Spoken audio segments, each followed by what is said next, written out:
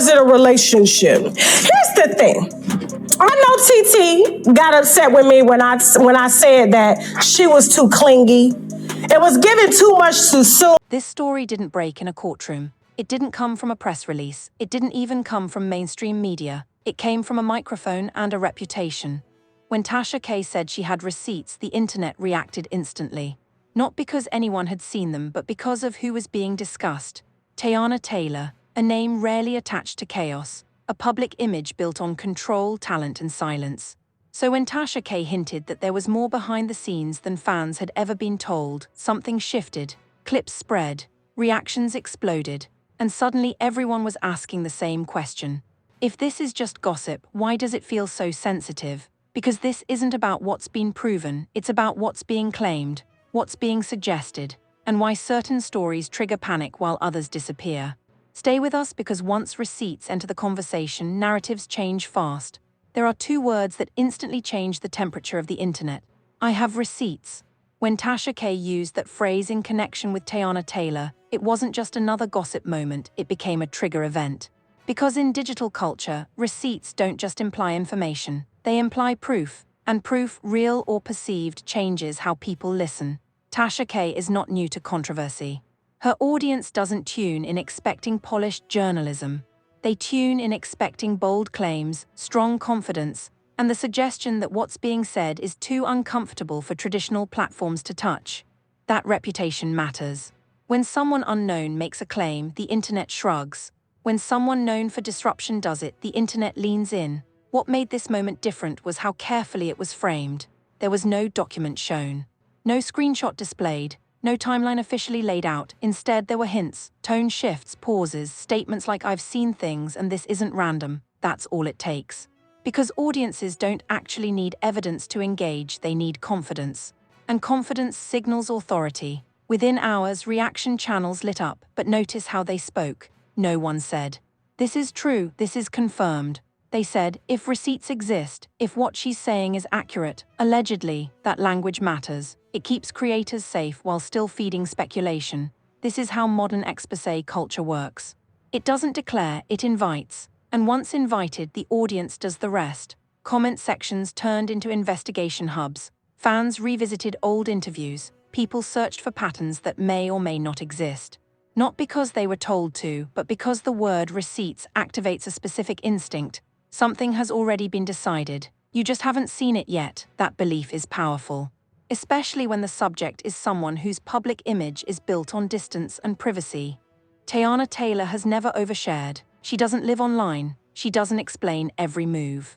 That restraint usually works in her favor until a controversy appears. Because silence in normal times feels like professionalism. Silence during speculation feels like strategy. That's when narratives begin to shift. Tasha K didn't accuse in a legal sense. She didn't present allegations as fact. But she implied access, and access changes perception. Viewers began asking new questions. Why this name? Why now? Why mention receipts if nothing exists? And here's the uncomfortable truth about internet culture. Once people believe something might exist, they treat it as if it already does. The burden of proof flips. Instead of asking the accuser to prove claims, audiences start waiting for the subject to disprove assumptions, even when nothing concrete has been presented. That's the trap, and that's why this moment escalated so quickly. The story didn't spread because of information. It spread because of implication. Creators who tried to shut it down unintentionally kept it alive by repeating the premise. Defenders and critics shared the same clips, just with different captions. The algorithm doesn't care about intention. It cares about repetition. And repetition turns questions into narratives. By the end of the first wave, something was clear. This wasn't about what had been shown. It was about what people believed might be coming. And once the idea of receipts is planted, the internet doesn't wait patiently. It speculates, it fills gaps, it builds stories between the lines. That's when a rumor stops being a rumor and starts becoming a framework. Not proven, not confirmed, but active. And active narratives don't disappear quietly. They evolve. There's a reason the word receipts hits harder than facts. Facts require patience. Receipts promise closure. And closure is what the internet craves most. When Tasha K suggested that receipts existed in connection with Teyana Taylor, the conversation immediately shifted out of the realm of opinion and into something far more dangerous. Anticipation, people stopped debating what had been said. They started waiting for what might be shown. This is the power of receipts culture. In modern media, saying "I have proof" doesn't just imply evidence, it implies that a verdict has already been reached behind the scenes. The audience feels like they're late to the truth, not early to speculation. And that feeling changes behavior. Instead of asking critical questions, people begin positioning themselves. Who do I believe? Who looks guilty? Who looks nervous? None of that requires actual documentation. It requires emotion. Receipts culture thrives in that emotional gap, the space between accusation and confirmation. And that space is where narratives grow fastest. Tasha K understands this space well. Her audience doesn't expect immediate disclosure. They expect layers, hints, escalation, the sense that more is coming. That slow burn approach does something important. It keeps the story alive without ever resolving it. And unresolved stories outperform resolved ones every time. Once the word receipts entered the conversation, creators adjusted instantly. Titles changed. Thumbnails became more serious. Words like alleged, report, explosive started appearing everywhere. Not because new information emerged, but because expectation did. Expectation is fuel, and fuel feeds speculation. This is where audiences unknowingly reverse the rules of credibility. Normally, the person making claims must provide proof. But in receipts culture, once proof is suggested, the burden subtly shifts to the person being discussed. Viewers begin asking, why hasn't she responded? Why hasn't this been denied? Why hasn't this been cleared up? Those questions assume something exists that needs clearing, even if nothing concrete has surfaced. That's how perception begins to harden. For someone like Teyana Taylor, whose public presence is intentionally minimal, this creates a unique challenge. Silence has always worked as part of her brand. But silence under speculation reads differently, not because silence is suspicious, but because the internet hates empty space. Empty space invites projection. Fans start filling in gaps, critics start connecting dots. Creators start narrating possibilities, and every possibility feels real to someone. This is how stories gain weight without gaining facts. Meanwhile, defenders rush in to shut things down, but even defense can backfire. Every rebuttal repeats the core idea: there is something to talk about. And the algorithm doesn't differentiate between support and criticism. It only sees engagement, so the story spreads sideways instead of upward. Instead of confirmation, it gains density. More videos, more commentary, more angles. The original claim becomes less important than the ecosystem built around it. At this point, even if receipts never appear, the idea of them has already done its job. Because receipts culture isn't about documentation, it's about belief reinforcement. Once people believe proof exists somewhere, they treat the situation as temporarily unresolved, not unsubstantiated. That distinction matters. An unsubstantiated claim can be dismissed. An unresolved one feels unfinished. And unfinished stories stick. This is why hinting at receipts is sometimes more powerful than releasing them. Actual proof can be challenged, screenshots can be questioned, documents can be explained, but implied proof, that lives in imagination, and imagination doesn't require verification. By the end of this phase, the conversation had fully shifted. No one was asking, did this happen? They were asking, what happens when the receipts drop? That single shift tells you everything about how modern narratives work. Truth no longer leads the story, expectation does. And expectation is controlled by whoever frames the conversation first and most confidently. That's why this moment mattered, not because of what was shown, but because of what people were conditioned to wait for. Comment: expectation is power. If you think hinting at proof is more dangerous than proof itself. Comment: show it or stop, if you think receipts should always be public. Not every name creates the same reaction online. Some names get dragged for weeks. Some names trend for a day and disappear. And some names cause something far more noticeable: hesitation. When the conversation involving Tasha K and Teyana Taylor began escalating, what stood out wasn't outrage, it was caution. Creators slowed down, commentary became more carefully worded, disclaimers got longer. That wasn't accidental. In entertainment culture, certain names carry reputation weight, not just popularity but reliability, consistency, professional trust. Teyana Taylor's public image has long been associated with discipline, control, and intentional distance from chaos. She isn't constantly online. She doesn't over-explain. She doesn't chase headlines. That type of image creates a buffer. So when speculation touches someone like that, the reaction changes. People don't rush to accuse, they pause, and pause is important because pause signals risk awareness. Hollywood understands something audiences often don't. Stories aren't judged only by truth, they're judged by cost. What does this story threaten? Who could it impact? And what happens if it grows? When the cost feels high, silence becomes strategy. Not denial, not confrontation. Silence. And silence does something powerful. It removes fuel. At least that's the idea. But silence also creates interpretation gaps, and gaps don't stay empty for long. Online, those gaps become theories. Why no response? Why no clarification? Why no pushback? The same behavior that once read as professionalism starts to feel deliberate. Not because it is, but because context has changed. This is where receipts culture intersects with power. Once the idea of proof exists, even indirectly, silence stops feeling neutral. It starts feeling calculated, whether it is or not. This is why some stories spiral while others fade. It's not about guilt. It's about perceived vulnerability. Some public figures are seen as resilient to scandal. Others are seen as fragile to it. And fragility doesn't mean weakness, it means stakes. Teyana Taylor's brand isn't built on controversy. It's built on credibility, so anything that threatens credibility feels bigger than it actually is. Creators sense that instinctively. That's why many avoided strong claims. That's why they stuck to meta-analysis. That's why the conversation became about how stories spread instead of what the story was. That's protection without intervention. Not imposed, but emergent. The internet did what the industry usually does behind closed doors. It managed risk through tone. But here's the twist. That same caution made the story feel more important, because when people sense restraint, they assume significance. If this didn't matter, why be careful?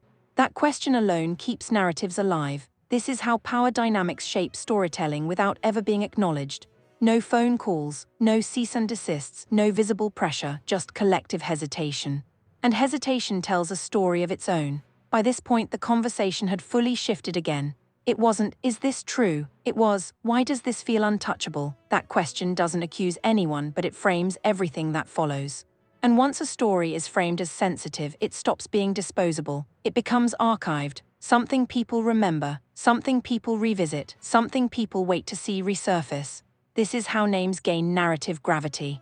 Not through scandal, but through careful avoidance. And avoidance, intentional or not, always leaves traces. Comment sensitive story if you think silence made this bigger.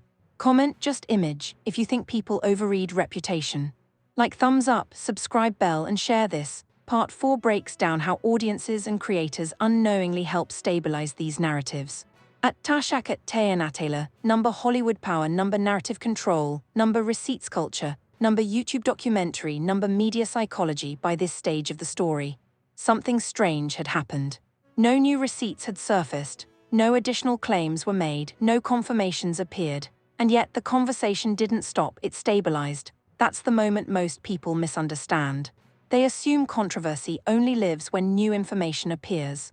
But in reality, the most resilient narratives don't survive on updates. They survive on participation.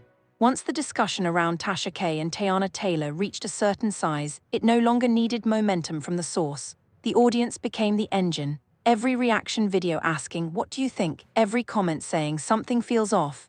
Every post insisting this is being blown out of proportion. All of it fed the same system. The algorithm doesn't distinguish intent. It doesn't know who's defending and who's accusing. It only recognizes activity, and activity is interpreted as relevance. That's when a story enters its most dangerous phase, not explosive but durable. Creators who didn't want to risk making claims found a workaround. They stopped talking about the allegation and started talking about the reaction to the allegation. That shift is subtle but powerful. Instead of, "This happened," they said, "People are reacting to this. The internet is divided. This conversation is getting weird." Those statements feel safer, but they still reinforce the narrative's existence. Because every time you say "this conversation," you confirm that something worth discussing exists. And the audience responds. Fans who want to protect rush in to shut it down. Critics who want answers push harder. Neutral viewers watch both sides argue. That triangle keeps the story alive without advancing it. This is how controversies plateau instead of collapse. Hollywood understands this phenomenon well. Sometimes the goal isn't to end a story, it's to let it run out of emotional energy. But emotional energy doesn't disappear on its own. It has to be spent. and the audience spends it through engagement. That's why outrage rarely ends things. It prolongs them. Even calls to stop talking about this require repeating the subject, which refreshes the narrative for new viewers. Someone scrolling past doesn't see context, they see volume, and volume signals importance. So the cycle continues. What's fascinating is how tone changes over time. Early reactions are intense. Mid-stage reactions become analytical. Late-stage reactions become tired. But tired doesn't mean gone, it means embedded. By now, the story has moved from headlines to memory. It's no longer urgent, but it's available, ready to resurface if conditions change. A new clip, a new interview, a new unrelated controversy. Suddenly someone says, "This reminds me of that thing with," and the loop restarts. This is how unresolved narratives gain longevity, not through proof but through reference. Once something becomes a reference point, it doesn't need validation. It only needs recall, and recall is triggered by similarity, not accuracy. That's the uncomfortable truth. Stories don't survive because they're true, they survive because they're useful. Useful for content, useful for debate, useful for engagement. At this stage, even the people involved become secondary. The narrative belongs to the ecosystem now, and ecosystems resist disruption. This is why attempts to clarify late often fail. By the time clarity arrives, the audience has already formed emotional positions. Clarification feels anticlimactic or worse, suspicious. People ask, why now? Why explain this? Why even address it? Which brings us full circle. Silence was questioned. Response is questioned. Everything is interpreted. That's when control fully leaves the hands of individuals and enters the hands of collective perception. By the end of this phase, the story isn't growing, but it isn't shrinking either. It's waiting. And waiting narratives are the ones that return when least expected. When a viral story goes quiet, most people assume it's over. It isn't. It's just waiting. By the time the conversation involving Tasha K and Teyana Taylor slowed down, the internet had already done what it does best: archive the moment. Clips were saved, screenshots were reposted, opinions were formed. And once an opinion is formed, it doesn't disappear just because the timeline moves on. This is one of the most misunderstood parts of digital culture. Silence doesn't erase a story, it shelves it. Unresolved narratives don't end with answers, they end with assumptions. And assumptions are portable. They travel quietly from one moment to the next. That's why months later, a completely unrelated headline can suddenly trigger a familiar response. Someone comments, "This feels like that situation again," and just like that, the old story breathes again. Not because of new evidence, but because of memory. Digital memory is emotional, not factual. People don't remember exact quotes. They remember vibes, they remember discomfort, they remember tension. That's enough. This is how narratives age. Over time, the original details blur, but the emotional conclusion hardens. The story becomes shorter, simpler, and more confident than it ever was when it first appeared. Early on, people said, allegedly, if this is true, just speculation later, they say. Everyone knows, remember when, that whole situation noticed the shift. Uncertainty turns into familiarity, and familiarity creates belief. This is why unresolved stories are more dangerous than resolved ones. A resolved story has an ending. An unresolved one becomes context for future interpretations. Hollywood understands this risk deeply. That's why so much effort goes into momentum management. New projects, new appearances, new visuals. The goal isn't to respond to the old story, it's to outpace it. If enough new material exists, the old narrative gets buried under relevance. But burial isn't deletion, it's delay. And delay only works until timing changes, because timing is everything. A quiet period, a career shift, a public pause. Those moments reopen old folders. Audiences revisit what they felt before. Creators revisit what performed well before. The algorithm revisits what once generated engagement. That's when a story resurfaces not as breaking news but as background explanation. Someone says, "This might explain a lot," and explanation doesn't need proof, it needs alignment. This is how stories gain power retroactively. They don't need to be true in the moment, they just need to feel useful later.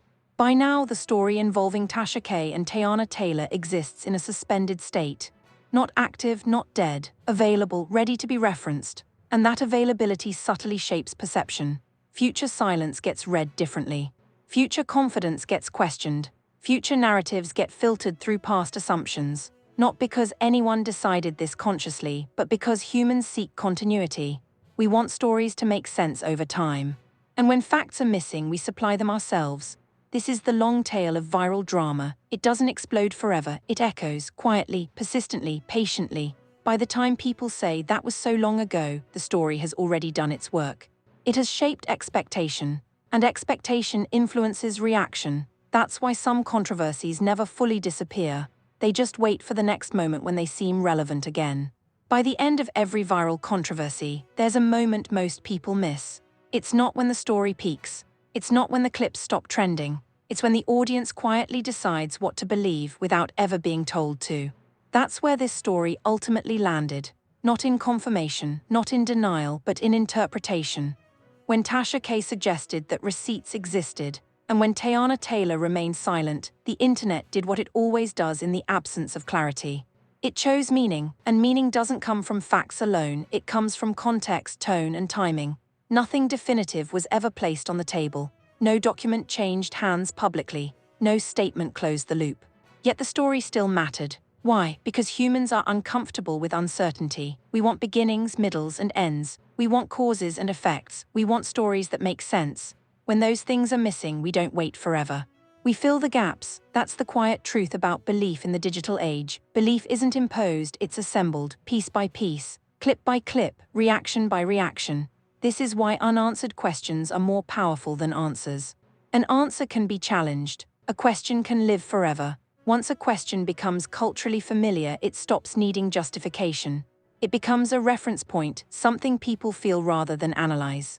This feels familiar. This reminds me of something. There's always more to this story. Those feelings don't come from evidence, they come from repetition. And repetition doesn't require truth, only attention. What this story ultimately revealed wasn't hidden information. It revealed how easily narratives form when systems intersect.